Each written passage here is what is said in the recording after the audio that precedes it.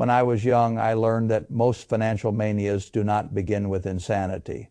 They begin with a story that contains enough truth to silence skepticism. Railroads were real, electricity was real, the internet was real, housing in the ordinary sense was real too. Families needed homes, lenders had collateral, builders had buyers. The trouble was never that the thing itself was imaginary. The trouble was always what happened after money discovered a good story and decided that a good story was not enough. Then the story had to be made bigger, then it had to be financed, then it had to be securitized, then it had to be defended. Then the accounting had to be stretched just enough to keep the theater running until the audience mistook applause for proof. That is why I have never found the phrase AI bubble completely satisfying. A bubble suggests froth on the surface. A bubble suggests hot air, excitement, bad underwriting, silly multiples, some heroic assumptions, and then eventually a puncture. It suggests something that can be pricked. It suggests a moment when sanity returns and the market marks everything down in one ugly sweep. What troubles me about the present AI build-out is that it does not look to me like a normal bubble. It looks like a financing machine with no natural exit, no honest price discovery, and no political appetite to stop. It looks like a system in which capital is not merely misallocated, it is absorbed. That is a different creature. I do not say AI is fake. I do not say the technology is useless. I do not say chips are nonsense or that language models will leave no mark on the economy. That would be foolish. Tools that compress time, lower costs, and amplify the output of skilled people are real tools. Entire industries will change because of them. Some fortunes will be made honestly. Some genuine breakthroughs will come out of this period. The possibility is real. But that is exactly what makes the structure dangerous. A fraud attached to something worthless is often easier to recognize. A dangerous capital cycle attached to something useful is far more seductive, because every critic can be dismissed as a man who simply does not understand the future. I have lived long enough to know that the future can be real and the financing can still be rotten, so when people ask whether we are in an AI bubble, I think they are asking a question that is too small. The better question is this: what happens when the most powerful companies in the world, the largest pools of private capital in the world, major lenders, utilities, land developers, chip manufacturers, cloud providers, and finally the federal government all begin behaving as if an arms race justifies almost any price, almost any circular arrangement, almost any accounting assumption, and almost any burden imposed on everyone outside the deal? That is when I stop looking for a bubble and start looking for a black hole. The first thing that matters is understanding the loop. Most people see separate headlines. NVIDIA does this. OpenAI signs that Oracle builds something. CoreWeave files something. Microsoft invests. Amazon invests. Google invests. Elon rearranges something. Another giant campus gets announced. Another giant demand forecast gets printed. Another $1 trillion of projected value gets treated as if it were already sitting in the bank. But when you step back, you begin to see not independent acts of commerce, but reinforcing circles. One company funds a buyer. The buyer commits to purchasing from the funder. The supplier records demand. The market rewards the supplier. The higher market value gives the supplier more freedom to invest, guarantee, anchor, or subsidize the next buyer. Then the buyer signs infrastructure, contracts far larger than its current economics would ordinarily support. The infrastructure provider purchases more hardware from the same dominant supplier. The supplier books more revenue. The stock rises again. Another round begins.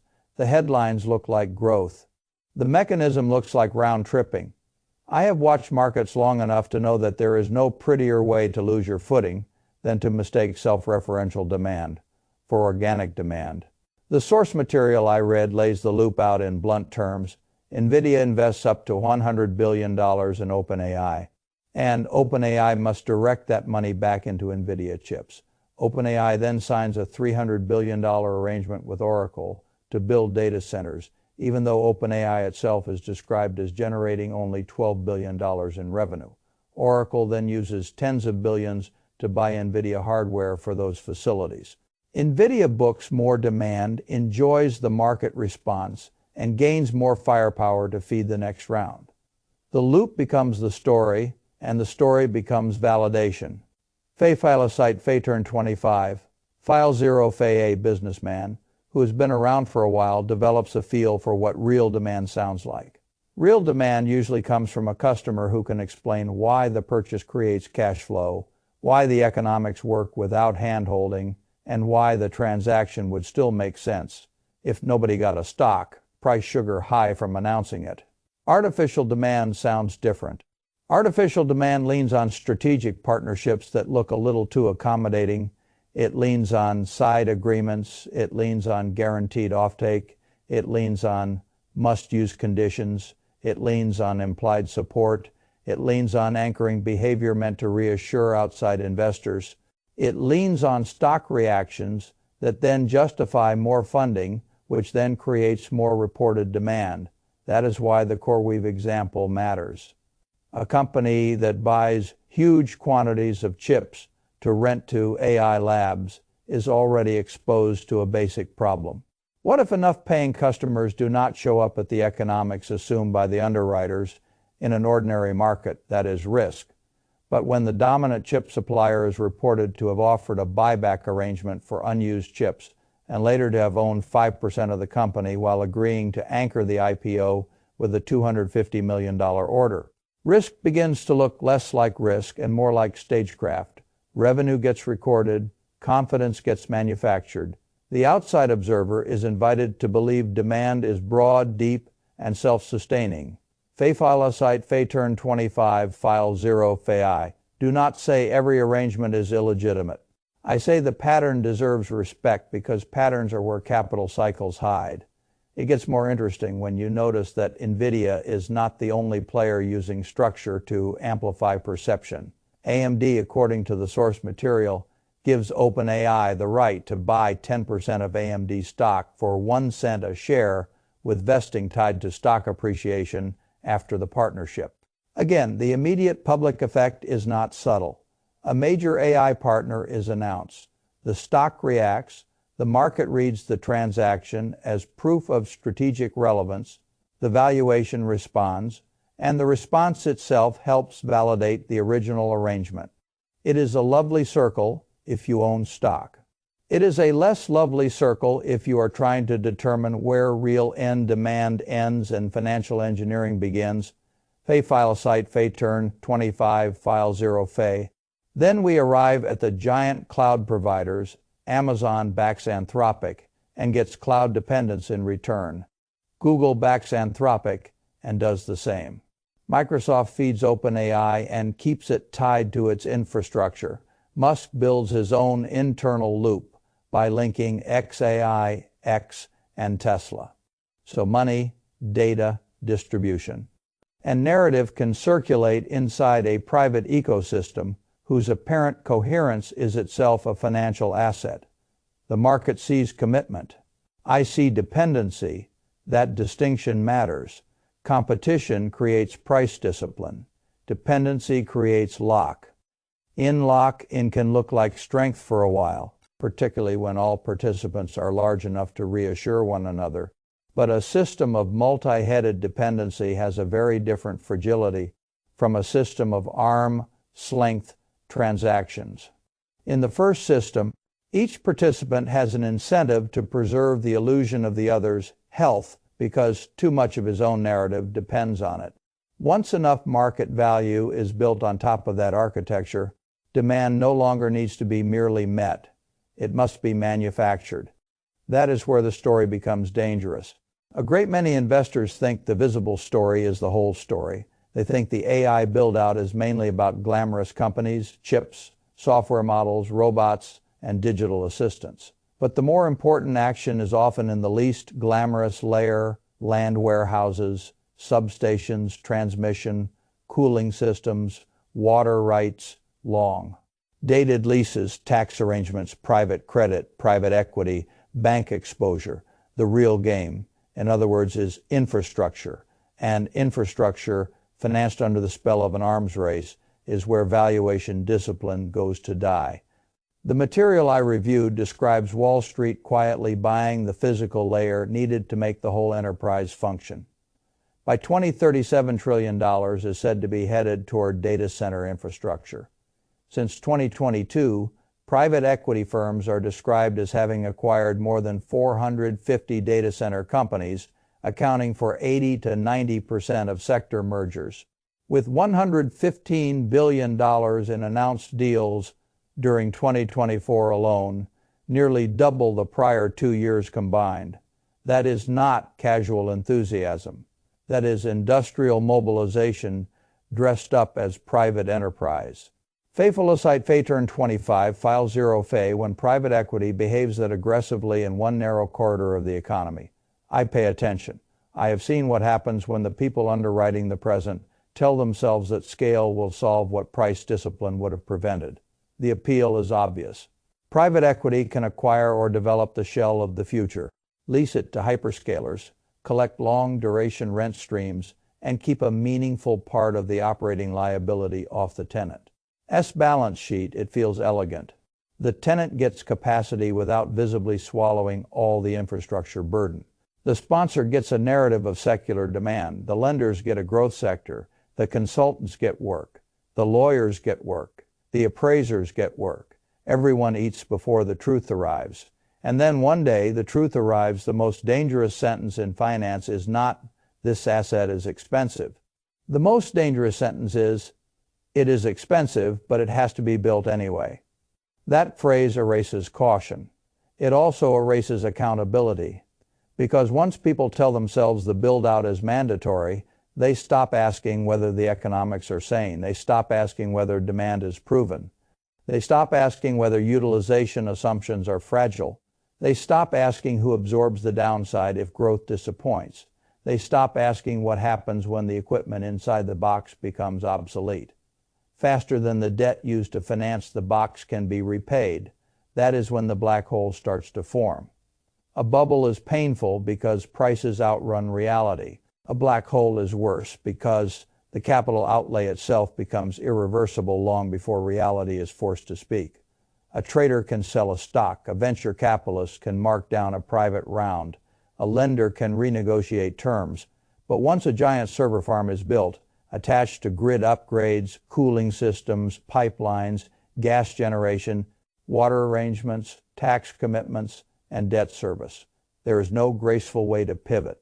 If the expected economics do not arrive, who exactly are you going to sell a giant half-utilized server farm to? That question matters more than whether a price-to-sales multiple looks silly in a spreadsheet. The source text gets at that point with unusual clarity. It argues that this is not like buying something you hope to flip later. Once the data center exists, the capital is sunk, and the system demands more power, more cooling, more maintenance, and often more debt simply to justify what has already been spent. In such a structure, expansion can continue not because demand is conclusively real, but because the financing itself requires a larger future to avoid embarrassment in the present Fay-Felicite Fay turn 25, file 0 Fay. That is not an economic flywheel. That is a treadmill with lenders standing behind it, and the physical cost does not stay inside the fence.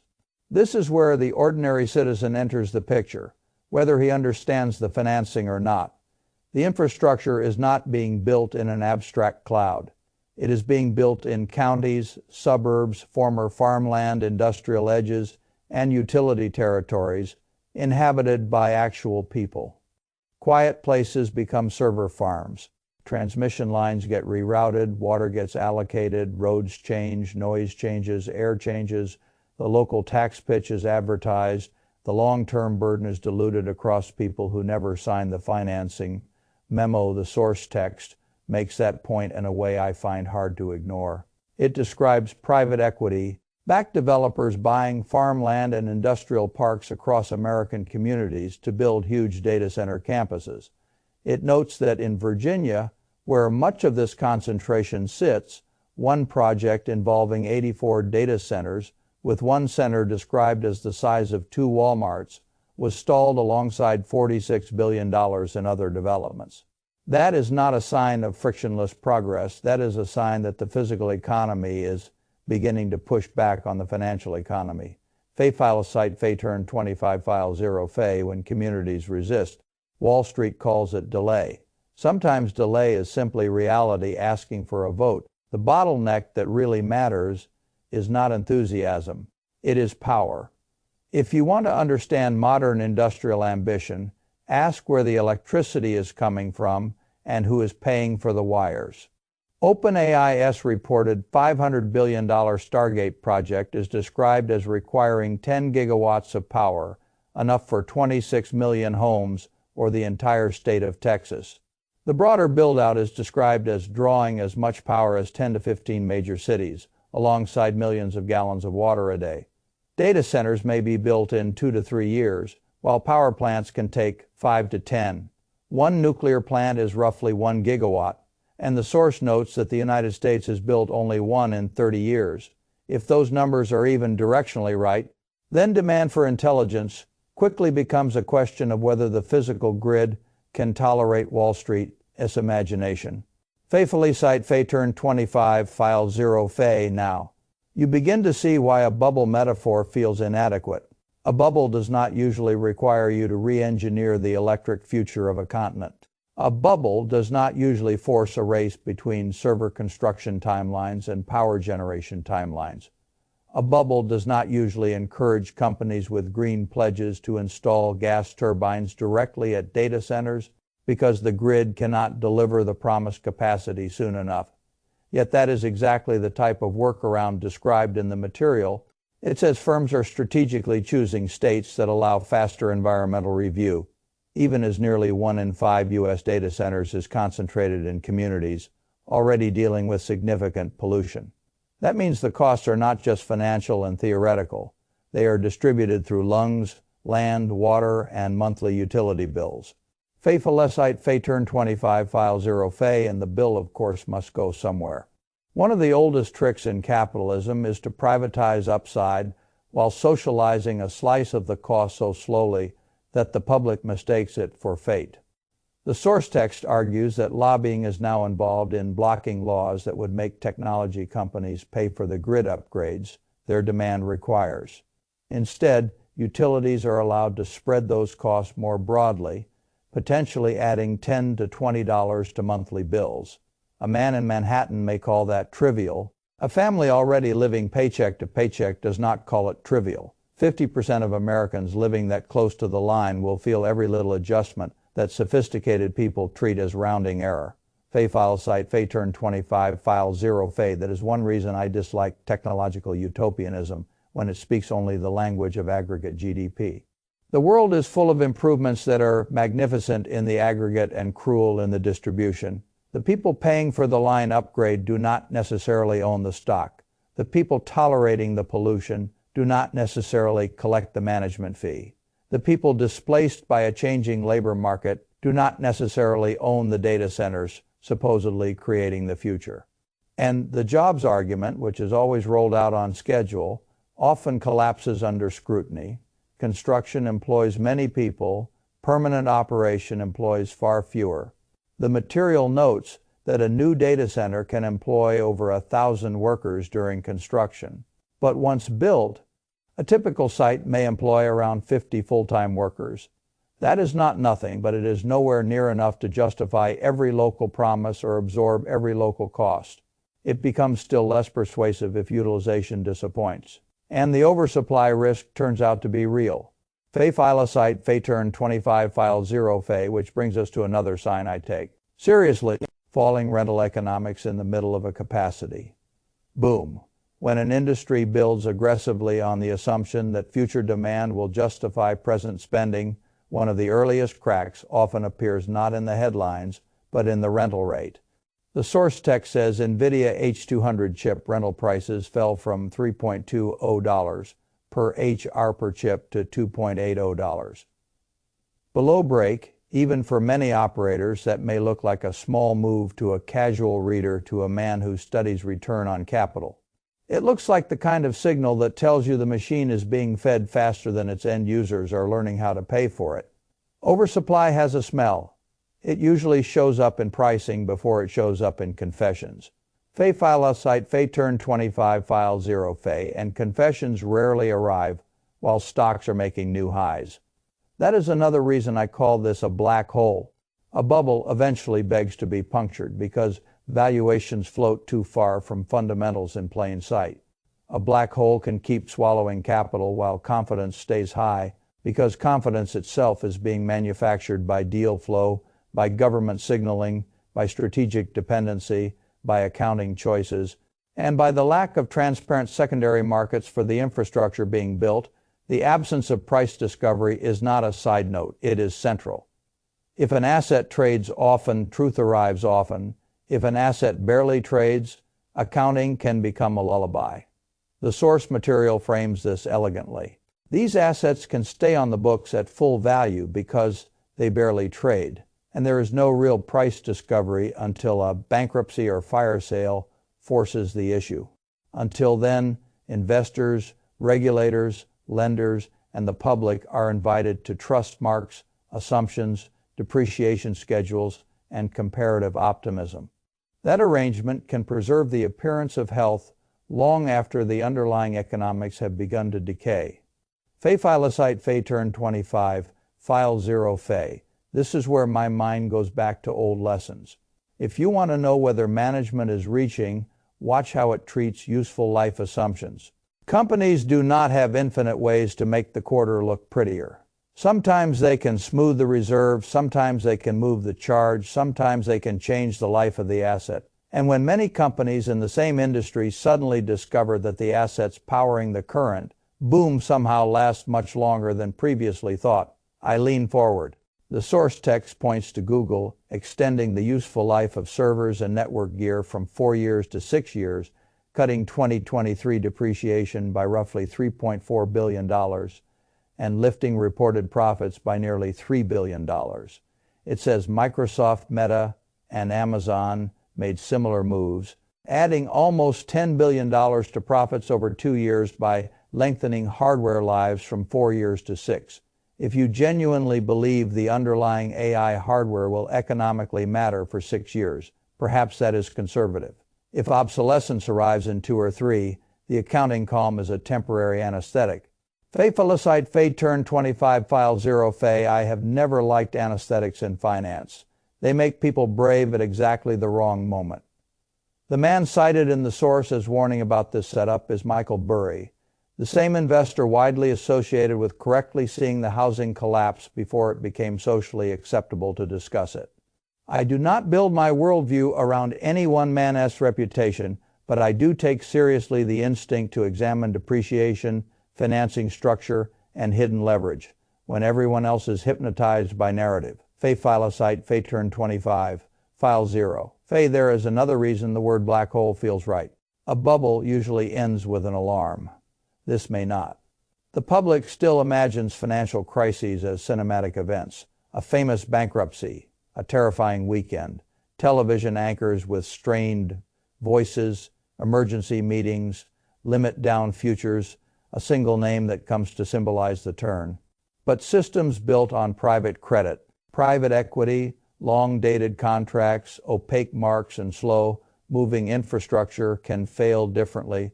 They can bleed, they can pause, they can quietly stop penciling. A project is postponed here, a tenant delays there, a startup shuts down, a refinance becomes harder, utilization slips, rental prices soften, a lender quietly reclassifies, construction financing gets more selective, a sponsor requests flexibility, equipment ages faster than expected. Another giant announcement appears and buys more time. Confidence stays oddly high because nobody wants to be the first man to admit the machine is eating itself. That is what 1,000 micro-failures look like. They do not ring a bell, they accumulate. By the time the public notices, the capital has already been consumed. This is why the labor question cannot be separated from the financing question. If all this spending were merely about building a few better software tools, the social argument would be one thing. But the narrative attached to AI is much larger. It is attached to replacing or compressing human labor across sectors. It is attached to national competitiveness. It is attached to military advantage. It is attached to corporate margin dreams. It is attached to the promise that one infrastructure wave can reorder the hierarchy of industries. When the bet is that large, no participant wants to be the one who backed away too early. And when no participant wants to back away, overspending can survive much longer than sober arithmetic would normally allow. The source material proposes 3 scenarios, and I think that is a useful way to think about it. The best case is not absurd. The hype would eventually meet reality. AI could become a true force multiplier. Some of the capital destruction could resemble the dot-com period, where enormous waste coexisted with the birth of extraordinary winners. Lower-skilled workers might genuinely use these tools to work faster, earn more, or close capability gaps. Entire new categories of business may emerge. Productivity may rise in places where cynics least expect it in that world. Much of today's overbuilding would still be costly, but some of it would have laid the rails for real value. Fay-Felicite Fay turn 25 file 0 Fay. The worst case is darker and more political. Whenever technology, capital, and government converge in the name of security or national necessity, I remember that power rarely becomes more modest after it gains a new justification. The source text goes all the way to a totalitarian scenario, invoking the history of post-2001 surveillance expansion and the possibility that fear could once again be used to normalize forms of monitoring and control. Some readers will dismiss that as dramatic. Maybe it is. But history does not reward the investor who assumes power will voluntarily ignore a useful tool. Fay-Felicite Fay turn 25 file 0 Fay. The most likely case, in my judgment, is not one dramatic explosion and not one smooth triumph either. It is a prolonged struggle between genuine technological value and an overbuilt financial superstructure that has raced far ahead of proven economics. Some assets will matter greatly. Some companies will justify large expectations. Some spending will prove wise. A great deal of other spending will never earn an adequate return. And because the public-private machinery behind this build-out is so large, so politically flattering, and so physically embedded, the waste will not be easy to identify in real time. That is the essence of the black hole. There is no clean-off switch. There is no obvious market clearing price, while the marks are private and the leases are long. There is no strong incentive for the big players to confess weakness, while stock rewards remain attached to announced ambition. There is no quick social recoil when the build-out is sold as a strategic necessity. There is only more capital, more debt, more power demand, more depreciation risk, more dependency, and more insistence that anyone asking basic questions must secretly hate progress. I have no interest in hating progress. I do, however, have a great interest in who gets paid first, who gets diluted, who gets subsidized, who gets locked in, who gets left with the bill, and which assets can still defend their earning power when the financing carnival moves on. That is what serious investing requires. A man does not protect capital by chanting slogans about the future. He protects capital by asking where the cash comes from, who controls the terms, what assumptions are doing the hidden work, and which liabilities are being quietly shifted onto people not present in the boardroom. That is why I find the White House angle so revealing. The source text says that while the peace was being finished, the federal government signed an executive order called the Genesis Mission, described as a federally funded push to win the race for AGI, almost like a Manhattan Project for artificial intelligence. Whether that exact metaphor survives history does not matter much to me. What matters is the direction of travel once government joins big technology and Wall Street in framing the build-out as a strategic race. Financial restraint becomes even less likely. Nobody wants to appear small-minded in the middle of an arms race. Fay-Felicite, Fay turn 25, file 0 Fay, and that, again, is why the word bubble is too soft. A bubble is something you can stand outside of. A black hole changes the gravity around everything near it. It changes land use, it changes utility planning, it changes local politics, it changes supply chains, it changes accounting incentives, it changes federal posture, It changes who gets to call a cost external. It changes what gets built, what gets delayed, and what ordinary people pay for without ever owning the upside. If I were a young investor today, I would not waste my energy arguing online about whether AI is real. Of course it is real. The better question is where the real economics are and where the theater begins. I would look for businesses that benefit from intelligence becoming cheaper without requiring heroic capital intensity to stay relevant. I would be suspicious of revenue growth that depends on circular funding loops, unusual strategic incentives, or customers whose own economics remain unresolved. I would study utilities, power equipment, transmission, and the physical bottlenecks, with the same care people now reserve for model benchmarks. I would read footnotes on depreciation with more enthusiasm than I would read product demos. I would want to know who can raise prices without apology, who can survive if utilization assumptions soften, who owns scarce positions in the value chain, and who is pretending that a short useful life is somehow a long one because the quarter demanded it. I would also remember that some of the best investments in a mania are the companies selling plain, necessary things to the mania without overpromising what the mania itself will become. And I would keep one final principle close. In every great capital cycle, there comes a moment when intelligence is less valuable than temperament. When the crowd is euphoric, intelligence can make a man feel invincible. Temperament asks who is left holding the asset if financing conditions harden. When the crowd is afraid, intelligence can make a man freeze because there are too many moving pieces. Temperament asks whether the asset can still earn money when the narrative cools. The present moment demands that second kind of discipline, not because the future is fake, because the future has become the most effective excuse in the world for spending money as if the bill belongs to somebody else. I have seen that movie before. The costumes change, the jargon changes, the PowerPoint gets better, the analysts speak more quickly, the politicians use grander language, but in the end the old questions remain stubbornly useful. Who needs the asset? Who can pay for the asset?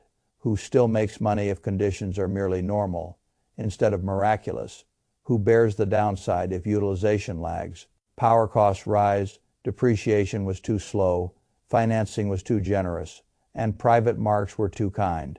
And who is telling you that because the technology is extraordinary, the capital allocation must also be wise? That last sentence is the one I would distrust most. Extraordinary technology and wise capital allocation are not twins. Sometimes they travel together, often they do not. That is the central mistake people keep making. They hear important and assume profitable. They hear inevitable and assume well-financed. They hear national priority and assume good return on capital. They hear the future and forget to ask what price they are being invited to pay for arriving there. I would not forget. If this build-out succeeds beyond today's dreams, there will still be plenty of capital casualties hidden beneath the winners. If it disappoints, the pain may not arrive with fireworks. It may arrive through lowered utilization, bad refinancing, soft rentals, local backlash, grid strain, revised marks, stretched balance sheets, and ordinary citizens paying a little more every month for a system they were told would belong to the future rather than the financing industry. That is why I keep returning to the same conclusion. This is not merely a speculative bubble and a few fashionable stocks. It is a vast and hungry machine made of chips, debt, land, power, accounting, dependency, and political prestige. Money goes in, more money is required, more infrastructure follows.